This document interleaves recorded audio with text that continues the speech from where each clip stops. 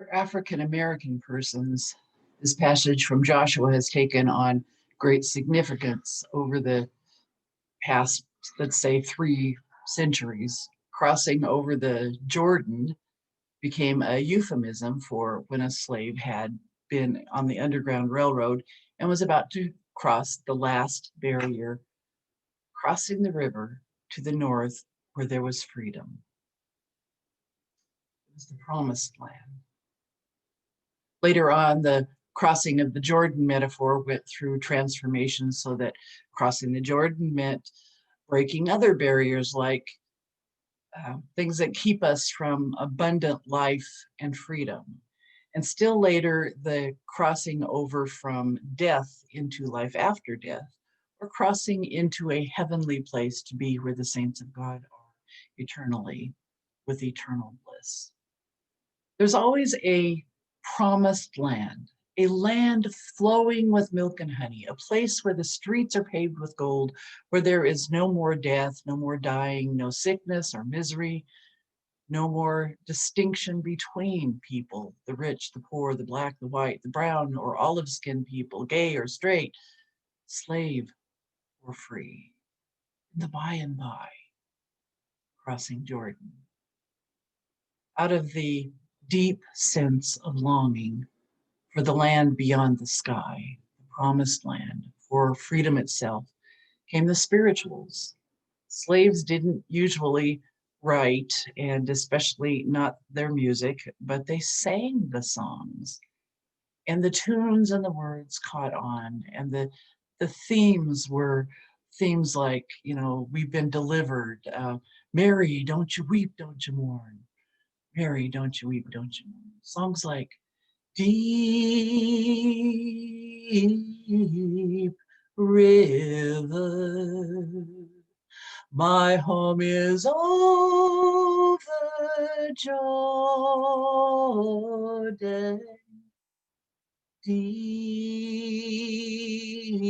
river, I want to cross over into campground. Not only the words, the flow of the music bring us a sense of the power and the longing for God's reign and justice, as well as the hope and the promise it brings. Deep river, my home is over Jordan. I'm not in the place I long to be. I want to cross over to it.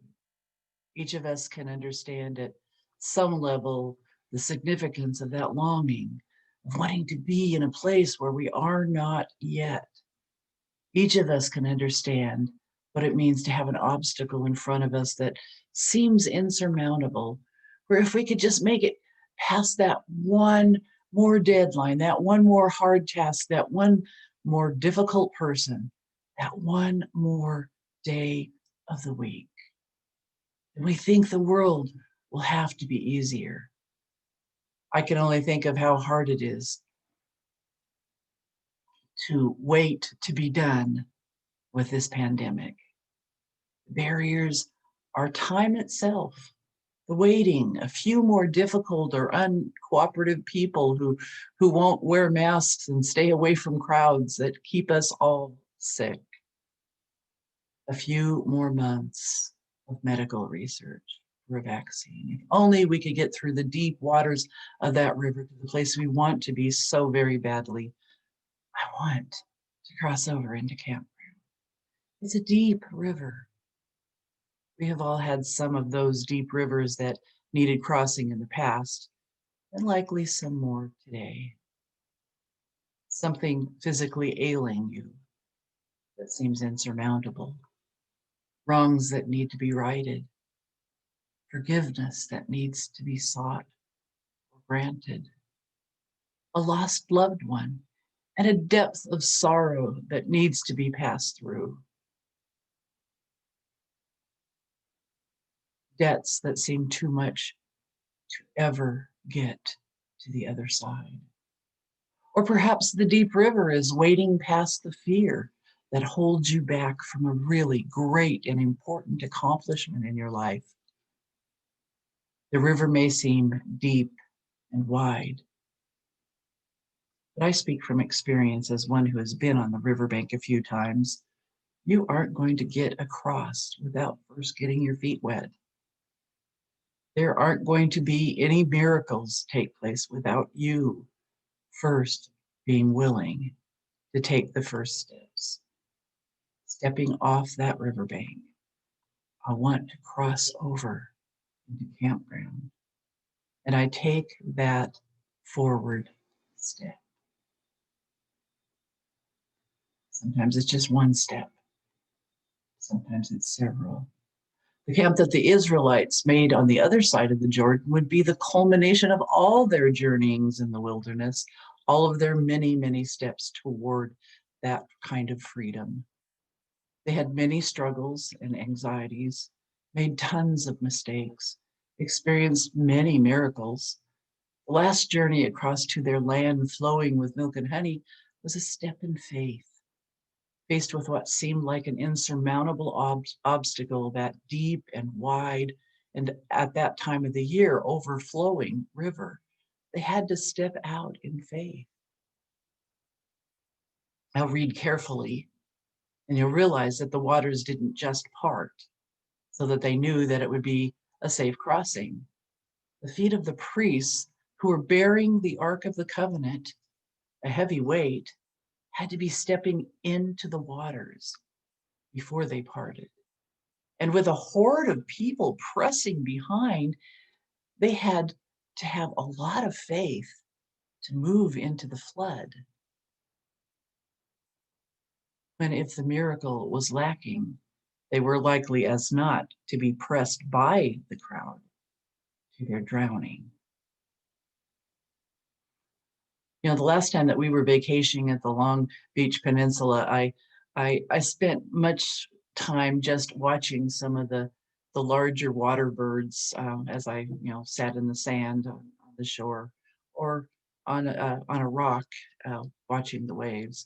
There were seagulls, of course, they were the majority, but there were also cormorants, some smaller birds in flocks that I couldn't identify from the distance, and a quite large number of pelicans at one of the beaches. I had always thought of pelicans as rather solitary birds, so it amazed me for long moments of time watching them that the pelicans were together in a flock, spreading their wide, wide wingspans, swooping down from the cliffs and hovering over the ocean just beyond the breakers, where they would then swoop the surface of food with their with their overgrown throaty beaks. And then they would disappear again off above the cliffs, as if that was their place to rest and maybe digest the food. And then the dance would begin again, and they would swoop down. How does a large bird learn to fly like that? What would possess a creature to take a first flight, jumping from those heights for the first time? I'm certain that there is some instinct that tells them, it's okay, you can do this, it's part of your nature. But I can imagine also the young bird standing on its spindly legs on webbed feet for quite some time, contemplating, frightened, frozen, until the flock comes running along and takes flight, and the bird just makes the leap and ends up in full swooping, sailing, gliding flight. You know, I read an article from the Clergy Coaching Network entitled, "How to Tell If You're Trusting God or Just Being Stupid." Stepping off a cliff or into deep water could be really stupid if one wasn't prepared for flight or having taken swimming lessons first. Unfortunately, the teaser in that article was just that, a teaser, and there was really no definite answer.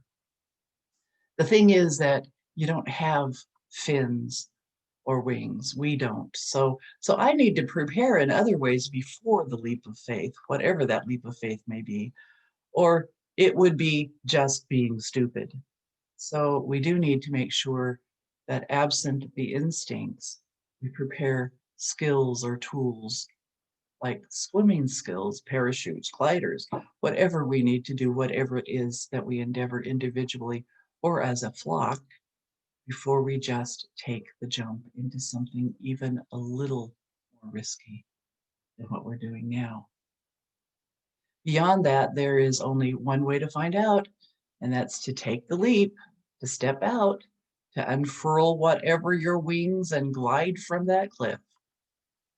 There is seldom anything really that we try around here, around this congregation. That's like jumping off a cliff or taking in terms of risk taking, at least not in recent years. It's been more like jumping over puddles or stepping up or down a stairway, or maybe through a dimly lit doorway. We may not know how or where we will land, but we step out anyway, taking a chance on something unknown or untried in baby steps rather than great leaps. We can only live our lives moment to moment, praying, hoping that each dawn will bring a brighter day and that each day will bloom with surprise and wonder and beauty. Then, even when the hoped for circumstances don't come to pass in the way that we wish they would, or with the speed that we hoped they would, when there seems to be obstacles, pain, or fear, or hurt, that's the moment we can only, like the priests bearing the Ark of the Covenant, take the first steps into the waters in faith that God is leading us somewhere and somewhere good. We know by faith that the other side of the deep, deep river promises a land flowing with milk and honey. And we know by faith that our God wants that place beyond the deep river to be ours every bit as much as we want it. The biblical account of the people of God taking a step in faith is a great reminder that even when it's scary or challenging, taking first steps of faith is the way to go, especially if we want waters to part or to be able to fly, to achieve great things. What are you going to take a chance on this week?